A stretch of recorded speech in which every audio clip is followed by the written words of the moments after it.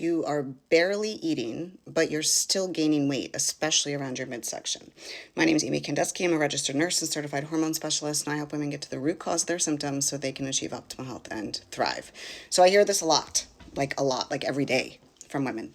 I barely eat anything, but I just can't seem to lose weight. In fact, I'm even gaining more belly fat. Why is this? And there's a couple different reasons why this happens. So know that you're not lazy, your body isn't broken, you're not doing it wrong, and it's not about willpower. But it's also not just about calories in, calories out. When you hit 40, things start to change, and gaining weight is more about hormone miscommunication, stress, and metabolic adaptation. So number one is under eating. This is a huge cause for weight gain because your body is in this protective mode, and then it causes your metabolism to slow down because it's not getting enough nutrients. It's not getting enough fuel to do the things that it needs to do. And so the body conserves energy instead of burning it. And, the other thing that I talk to women about is how consistent are you with your eating? And a lot of them are not consistent at all. One day they have breakfast and one day they don't. And one day they have a lunch and a snack and dinner, and then the next day they're skipping breakfast and a mid-afternoon snack. And the body doesn't like that. It likes consistency. That's how it feels safe.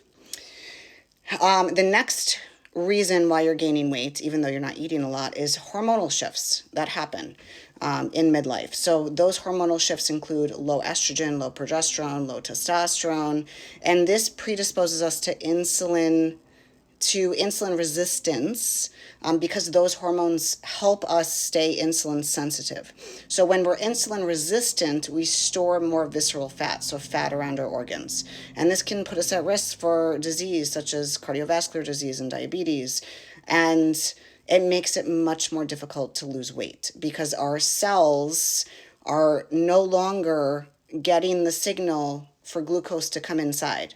Insulin is like a key, or it's like a key that unlocks the cell and it lets glucose inside. But over time, our cells become more resistant to insulin, so glucose cannot get inside. And instead of getting inside the cell, it gets stored as fat. So that's why you're fatigued, because glucose isn't getting inside the cell. That's why you're gaining belly fat, because it's getting stored as fat.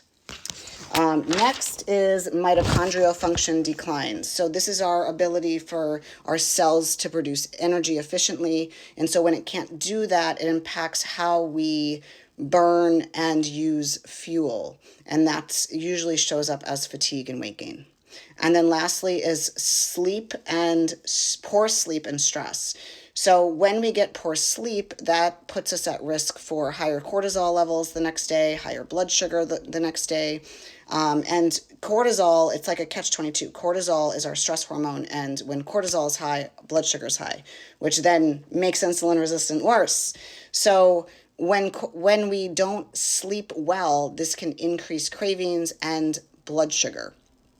So what do we do? How do we lose weight in midlife then?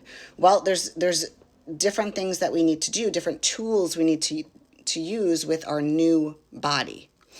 So we have a new body, so we need a new tactic and a different approach.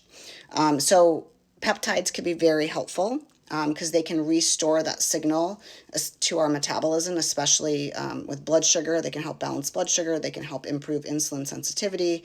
NAD+ can really help with cellular energy and detoxification, which oftentimes we need.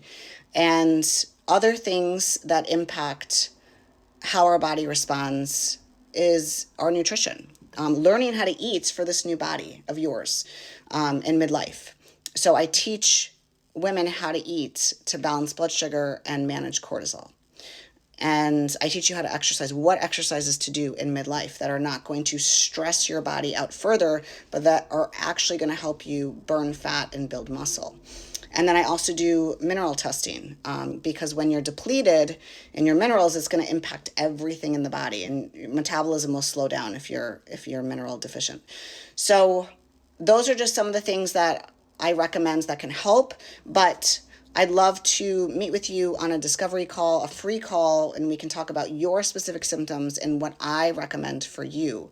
And so you can do that on my website. You can book a free call there, theoptimalhealthsolution.com. If you don't follow me on Instagram, follow me there at amy.hormonecoach.